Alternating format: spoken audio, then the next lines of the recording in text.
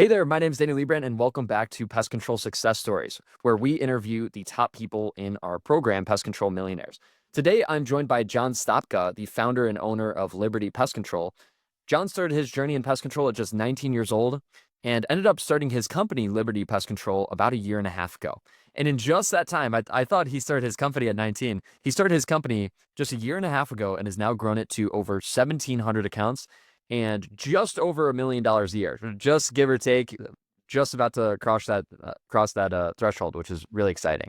And through hard work, strong values, and a deep commitment to customer service, John has built Liberty into a business that stands for reliability, innovation, and local pride. His story is a great example of how far dedication and a clear mission can take you in this industry. So without further ado, John, welcome to the show. Yeah, thanks so much for having me, man. That was an awesome bio, by the way. I appreciate that. Of course, man. Yeah, so I want to dive into your journey more. And first off, let's start with you got into pest control when you were 19. How did you get into the industry? Um, I mean, by accident, which I don't think a lot of people get out of high school just wanting to be a bug man. But that's just the way it worked out for me. I had my second kid on the way when I was 19. And I was working at Wendy's in management, so I knew I had to do something differently. I had to make more money. Basically, is what it came down to. And I walked into the local Orkin office and went in there looking for a job. They had a sales position open. So I came back to my wife and said, "Hey, how does commission only sales sound?" And she thought I was crazy, but said, "Go for it." So took that and ran with it. And that's pretty much where I spent my pest control career at. And what kind of sales were you doing door to door? No, it was just residential sales. So I was selling, pest control services for Orkin, uh, termite services, bed bug accounts, crawl space related work. So I was just a residential salesperson for them Okay, cool. So you were at Orkin. How long were you at Orkin? until a year and a half. Okay, cool.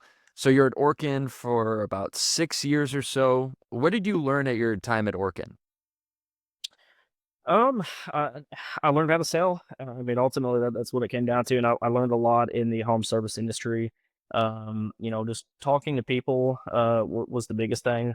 So that would be probably what kind of led to my career was just them teaching me how to sell, and then I just wanted to take it a step further.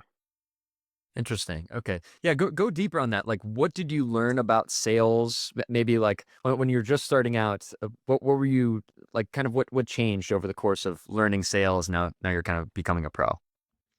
I mean, ultimately, I always had a be obsessed or be average mentality, and that's just Mm. kind of the way I live my life. And when I say that, it's if you want to be a top performer, whether it's as a sales rep or just in business in general, you've got to dedicate everything to it. You've got to be obsessed with it. And in general, the person that works the hardest and the smartest is going to be the one that ends up on top.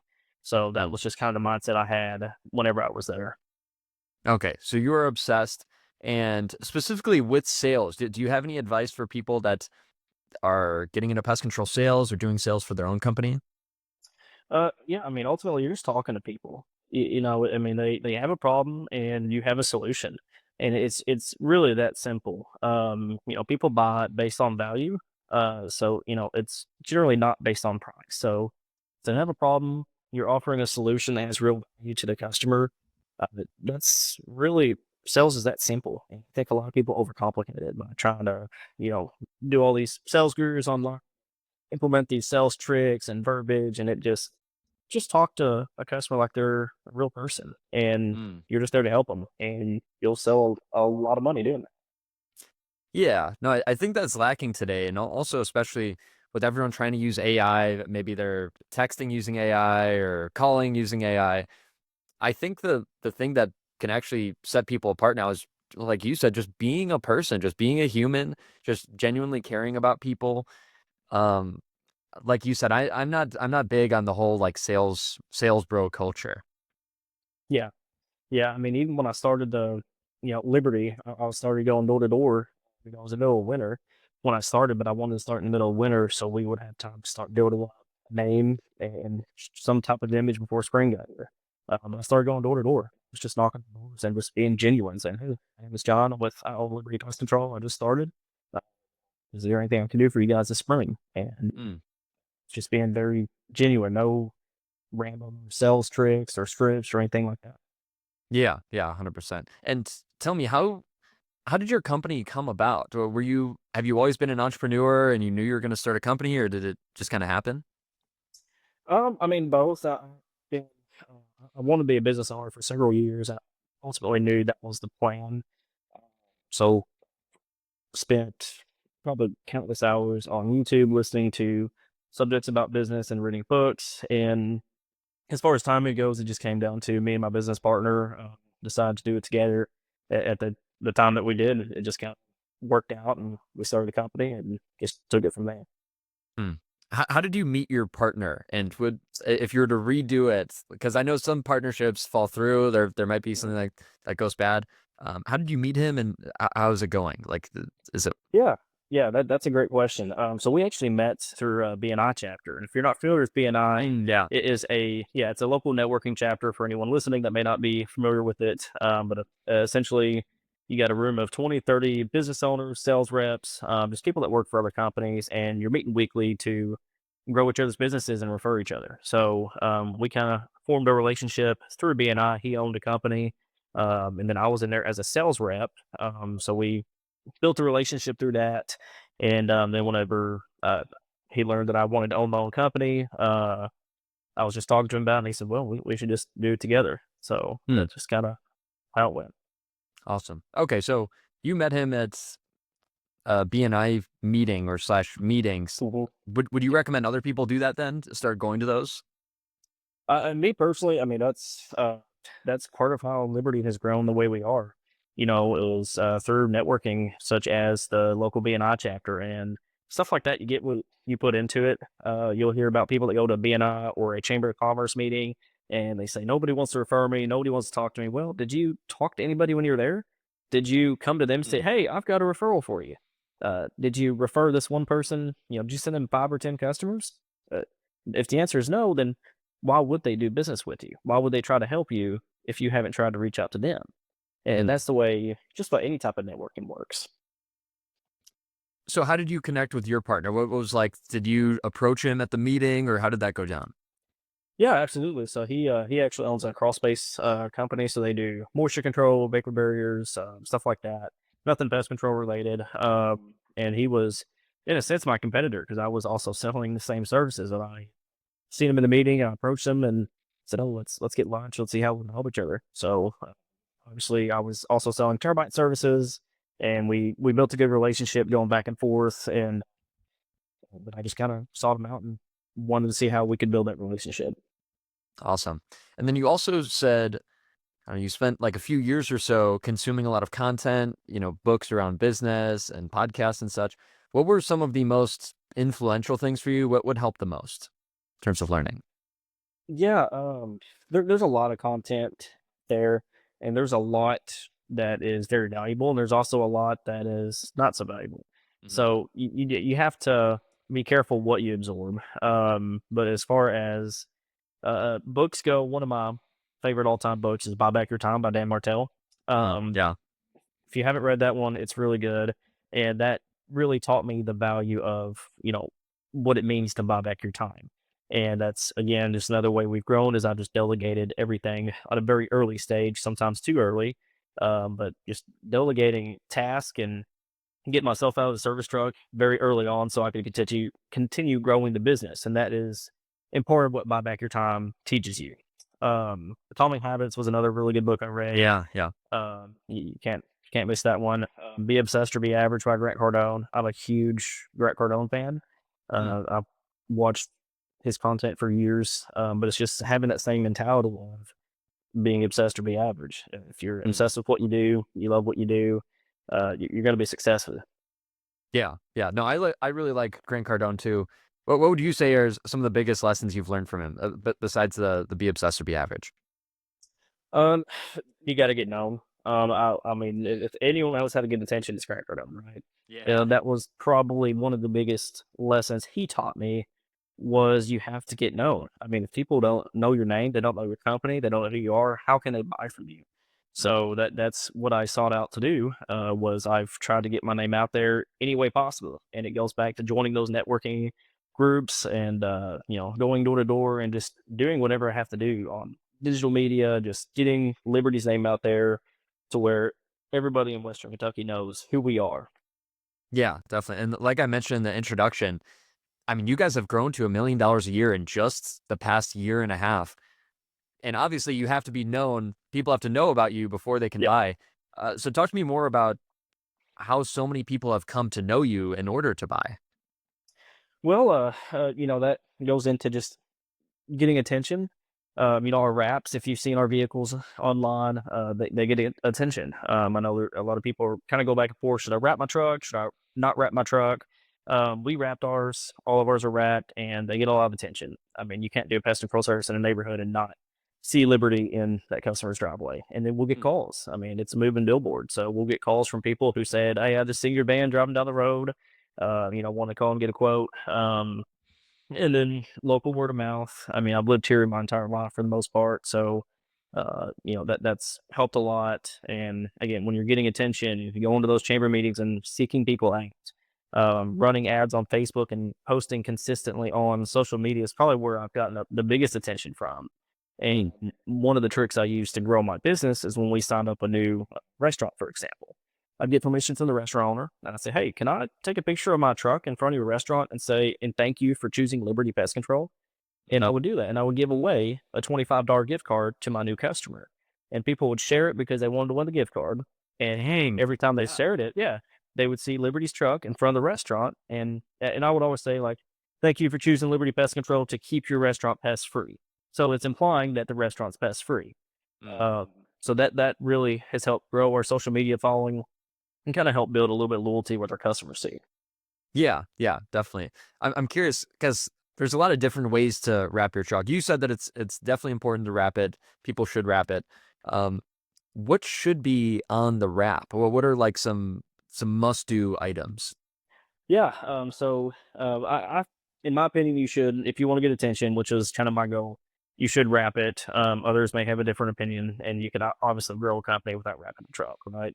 But we wrap ours, and the biggest thing is your logo, is your name of your company. It should be the biggest thing on that wrap. But Mm. that's what people are going to remember. They're probably not going to scan a little QR code in the corner. They're probably not going to click on a website that's on the back of your truck. A phone number is helpful, yeah, but ultimately they need to remember who Liberty Pest Control is, right? Mm. So we've got a giant eagle as a mascot that's on the side of our truck, and in big letters it says Liberty Pest Control, and it works the same way with a billboard. You see phone numbers on billboards all the time. Well, who's remembering the phone? Probably nobody. But No. what they are remembering is the name of whatever company is on that billboard. Hmm. Okay, so the name is super important, and I've heard Jonas talk about this too, where I mean, basically, like you said, people will put a QR code or they'll try listing all of your services, but it seems like you agree there. You kind of just have to keep it simple, and people are just going to search your company name.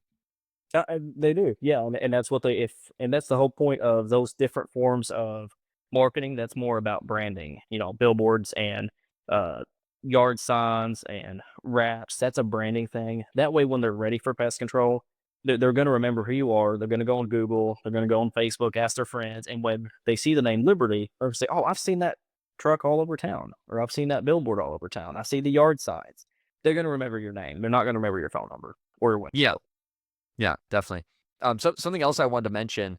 You told me, I believe you've been in touch with Jake Sheldon for a little bit, and you ended up joining the Pest Control Millionaires program. You said back in March. Can you talk about, I mean, first like how you found out about it, and what you've learned from it, and just kind of Mhm. everything you've gotten from the program. Yeah, absolutely. So I had known Jake just from being in the industry and being a part of some online Facebook groups for the pest control industry, and I had actually reached out to Jake wanting help with marketing. So I've always done my own marketing. I still do my own marketing now, and sent him a message saying, "Hey man, just wondering if I could get help with marketing." I thought he had owned a marketing company, and he had ended up selling his marketing company, I Yeah. guess. And he said, "Well, I sold my marketing company, but here's what I do now." I teach a class with, Jonas Olson of Turf Badger, and I teach a class at how to do marketing yourself, so you don't have to pay all these marketing agencies all this money. And He showed me what he teaches, and I'm like, yeah, that's awesome. Let's sign up. The value was definitely there, and so that's how I ended up being a part of the program. Okay, cool. And you mentioned to me before the call, one of the most impactful things has been Facebook ads. And I know you just mentioned Facebook ads a few minutes ago in terms of like getting known. But talk to me about what you've been doing with Facebook ads and how those have been going. Yeah, so we've grown our following on Facebook two different ways. One is just through organic posting, organic sharing, and cross posting to other Facebook groups. The other part of that is paid Facebook ads. And that's creating an ad, putting it on Facebook, and using a lead form to get leads from it. We then reach out to those people and call and sell our services.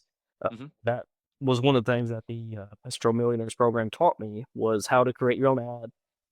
Taught me a little bit about what buyers are really what stops that train of thought, because you've got to stop that scrolling on Facebook, right? And if you're the ironic thing is if your ad looks too good, it looks like every other corporate ad out there, and they scroll right past it. I was like, Mm, that's mind blowing. That makes sense. So he taught me how to make an ad that actually stops that cycle of scrolling and generates leads. People click on the lead form, they're filling it out, and there's a right way and a wrong way to build a lead form as well. So you'll have people like, oh, everybody I get is they had no clue they filled out the lead form, right? That's probably the wrong way. You've got to set up wrong. You get your lead form set up the right way, you attract hundreds of potential buyers. A lot of volume of leads. You're probably going to close 20, 30% of that. Facebook is generally the closure rating is going to be lower compared to Google and other forms of marketing. But that's how it went for us anyway. awesome. And you mentioned you were getting like $10 to $15 a lead. How is that possible? Yeah, that was the crazy part. So before I had joined the program, I was running Facebook ads myself and paying over $100 a lead. And I was like, yeah, this I think the highest was like $150. I was like, okay, I'm done with Facebook. This just doesn't work. And once you learn the algorithm and what the Facebook algorithm wants, you get a lead on there, an ad on there that generates leads properly. That's what drives that cost of leads down. So much to the point we were somewhere between $10 to $15 per lead. And it was just absolutely insane. Hmm. And you mentioned to me, what exactly was it? That's maybe the ads are reaching fatigue, or you're kind of going into the off season. So how are you changing up your Facebook ad strategy as time continues? Yeah, so sometimes you do reach ad fatigue, especially in smaller markets. You can reach ad fatigue, and I'm not a Facebook expert. Uh, it means I just know what Jake and Jonas and Mhm. other people have taught me. But in smaller markets, at some point your ad just gets so repetitive, and so the leads start to slow down. Sometimes you need to change up the image, which is what we're in the process of doing right now, going into fall. So I did end up changing that image, and the way I was kind of getting ad fatigue is the leads were slowing down, the cost of leads were going up, and we were up to like $25, $30 a lead, which is still insanely good. But that's why I decided it's time to change up that ad a little bit. Okay. And Okay. to give Cool. you perspective on like smaller markets, the where we're based out of is a town city of about 25, 30,000 people. So it's a small town, but it's not a major city either. So Mhm. that ad can fatigue a little bit faster in smaller markets. Okay, got it. Yeah, that's good to know. Also, I wanted to touch on your offer. Have you like, because I saw you had Alex Ramos's book in the back. I don't know if people can see it, or maybe they're listening to this, but um, have you done anything with like creating a crazy good offer or anything? Yeah, and so that was a big thing I learned from Alex Ramosi was just creating novels so good. People feel stupid saying to it, right? And and it's not saying create an offer so cheap that people are like, oh yeah, I gotta have it. No, it's saying pack so much value into your offer that people feel Mm, stupid saying no. Because again, I'm a firm believer, people buy based off value. You don't need to be the mm, cheapest company. You just got to provide the best value. And people are going to pay more for your services. And some of that it goes into, when our competitors are just kind of coming out doing a quick spray and leaving, where we stay, we do a dewebbing service. We just go above and beyond. We'll bring a trash can to the garage door, pick up the newspaper. Our technicians are very friendly. They love their job. Uh, so that's part of how can that bundling, it's creating a service bundle, offering monthly billing. That's something a lot of older companies still haven't got on par with. And it's mm. value in that monthly billing. And people, I mean, when they call in and you tell them it's $37 a month or $45 a month, I like to use the term bucks because it just sounds, Yeah. it sound like a dollar. So I'll say $45 a month for my 3 months. Well, yeah, that sounds great. what they're doing. It's awesome. Yeah. So do you have like a core offer that's working best for you? Um, yes and no. I mean, it's a lot of it's just creating a good pest control service. Mm, That's really where the offer is. It's whenever you tell them we're going to be X, Y, and Z. And especially like with our bundled service, people love our bundle plan, but we do a mosquito treatment and we do a general pest treatment year round. That's one of our best offers. But we don't have like a first service free offer or anything like that. okay. Okay. Got it. I wanted to touch on hiring an employee. So right now you've got 7 employees, and I mean that's just from starting a year and a half ago. What has hiring been like, and what have you learned regarding hiring?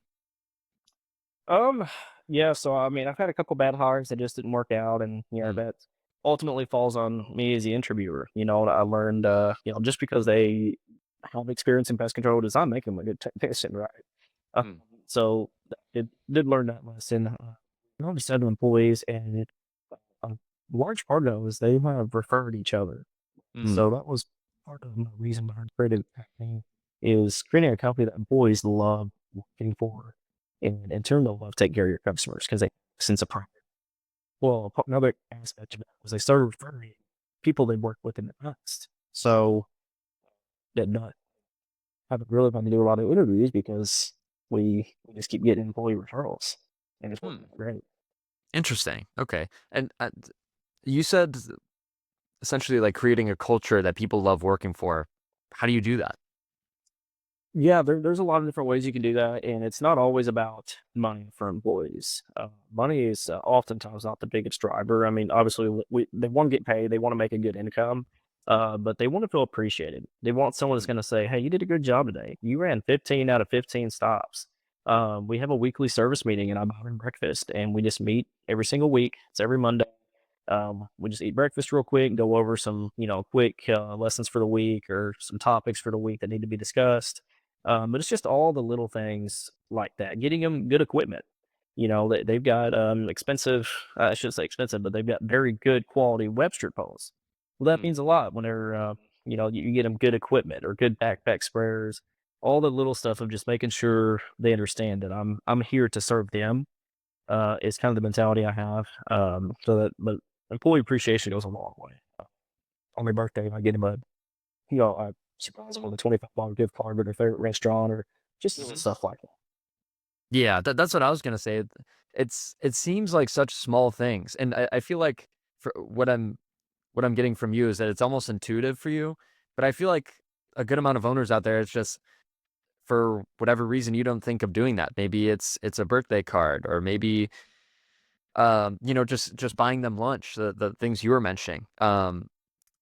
So I guess the whole point there, and it's treating your customers and your employees, right? Both of them, of like just Absolutely. just those little touches. Absolutely. Yeah. All those little things add up.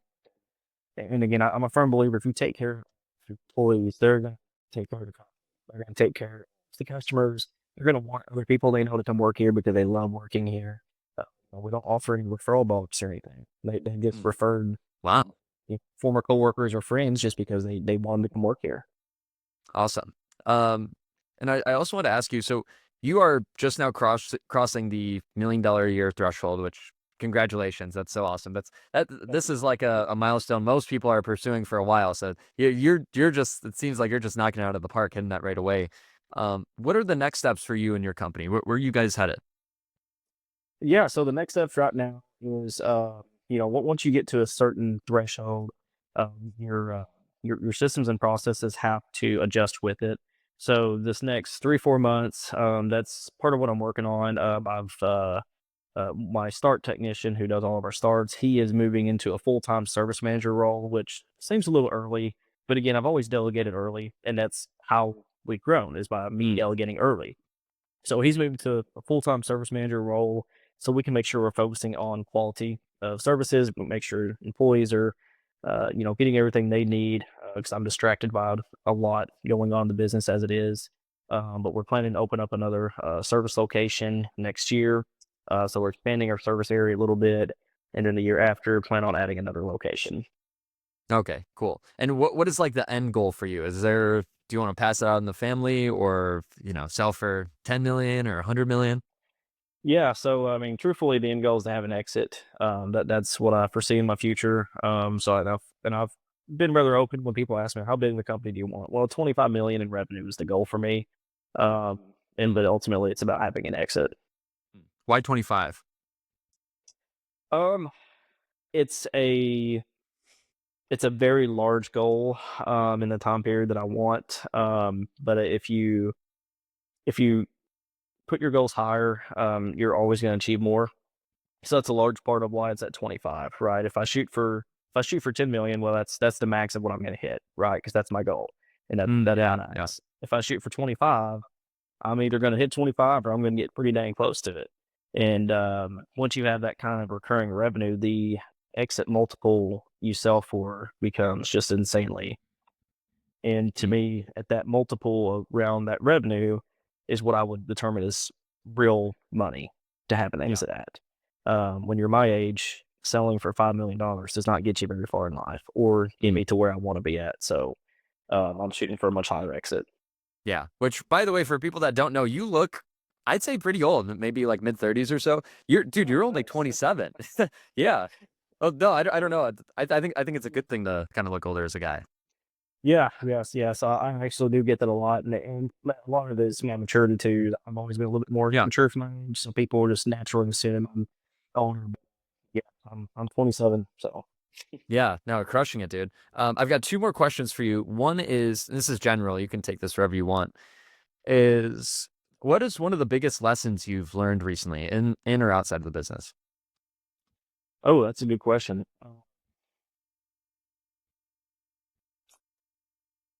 Made me think for a minute.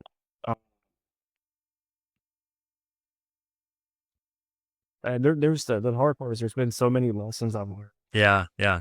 It's because I'm always trying to absorb information from other people and sought out people that are doing more than me and know more than me, so I can just absorb from them. Uh, I mean, I say one of the bigger lessons I've learned is just simply servant's heart and Mm, serve other people, and everything else will be taken care of at some point. And that goes from serving employees, serving customers, but also serving other PCOs. I mean, I have people reach out to me constantly asking for advice on how to grow their company, and I'm still very hmm. big into it. But people reach out a lot, and I just try to be a servant to them, give any information I have away that's going to help them in their market. I love that, man. And that's what we're doing with this podcast here too. And like some of the people that I've had on already are like, "Oh, dude, I'm not doing that much. I'm only doing 300K a year. I'm only doing $1 million a year." It's like there are many like you have so many lessons that you can share, and you have such an interesting story. It's definitely worth hearing. And I'm the same way. It's not like, well, how much money can I make, and how can I get one on everyone else? It's like, no, I just want to help a lot of people and make money in the process, right? It seems like you're the same way. Absolutely. Yeah, Absolutely. awesome. And the final question I have for you, John, again, this is also a general one. I like to ask people that I interview is, what is your message for the pest control owners out there? What do you want to tell them? What do you think they need to know? Oh, another deep question. Okay. Let me think, man. I think if there was any message I was going to give to other pest control owners, don't be afraid to delegate and grow your company. I've Mm, talked to so many people who are afraid to take that next step to hire somebody. They're afraid that they're not going to take care of their customers, and there will always be bad hires. But ultimately, you can't be afraid to hire people because that's how you're going to grow. And for me, it's almost a sense of fear. Um, and this is part of why I delegate and part of why I want to grow such a large company is I have this fear that if something happens to me, how is my wife and kids going to be taken care of? mm, If I go down with a knee injury and I'm a solo operator and I can't walk, well, I'm the sole income in my family, right? mm. Or if something much worse happens. So I want to, that fear drives me that I have to create a company so large that I can make sure my family is taken care of no matter what happens to me. Definitely. I love that. And Yeah, people would call that like key man risk. You don't if the business is solely relying on you, there's kind of a problem. So um, Yeah, I love that and message delegate as much and as fast as possible, right? Whatever the role is, get yourself out of the business. Whatever people say, work absolutely. on the business, not in the business. All That's the where cliches, but true they're free. true. Yeah, that's where true freedom comes from is by getting out of the service truck and working on the business, not in it. And it Definitely. does sound cliche. You hear it all the time, but you hear it all the time because it's true. And then Mm, that's where these people that are building real wealth and real freedom. That's how they're doing it. definitely, I agree. Well, cool, man. This has been a great show. We'll wrap it up here. Where can people find you on social media and connect with you? Yeah, you can just search for me on Facebook, John Stopka. Just search me on Facebook. That's largely where I'm active at. I've got a LinkedIn profile, but I'm convinced it's just there so random people can email me and solicit me for, to purchase stuff. So I'm mainly Yeah. active on Facebook. Okay, cool. Mainly Facebook and anything else you'd like to plug or promote? Um, no, no, I don't guess so, man. I'm thankful for you having me on here and the Pest Control Millionaires program for connecting with Jake and Jonas and you and learning what I've learned from all the other owners out there that I've learned from. Absolutely, man. Yeah, no, it's been a pleasure having you here. It's been great talking with you and chatting. And cool. So make sure to go follow John on Facebook. That link will be in the description, or you can just search up John Stopka on Facebook. And yeah, thanks so much for coming on, John. This has been fun. Absolutely, thanks, man. It's been an honor. Of course.